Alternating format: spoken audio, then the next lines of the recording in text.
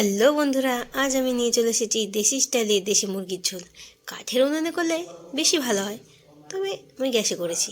So দেখে নাও রেসিপিটা। কড়াইয়ের মধ্যে চিকেন নিয়ে তার মধ্যে আদা, কাঁচা লঙ্কা, জিরে, ধনে, রসুন সব পেস্ট করে দিয়ে দিলাম।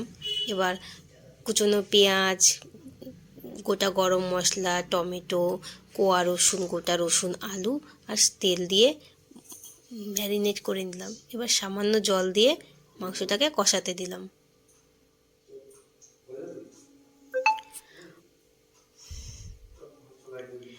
মাংসটা কষানো হয়ে গেলে মধ্যে জল দিয়ে দেবো।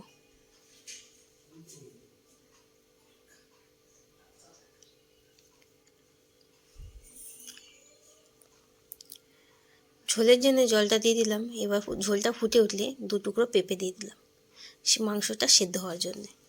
কখন পেঁপেটা দিতে হয় আমার ঠিক জানা নেই, তবে আমার মনে হয়েছে যে যখন ঝোলটা ফুটবে তখন পেঁপেটা দেওয়াটাই বেটার। এবার নামানোর সময় গরম মশলা গুঁড়ো দিয়ে গরমা গরম দেশি মুরগির ঝোল সার্ভ করলাম। Thank you.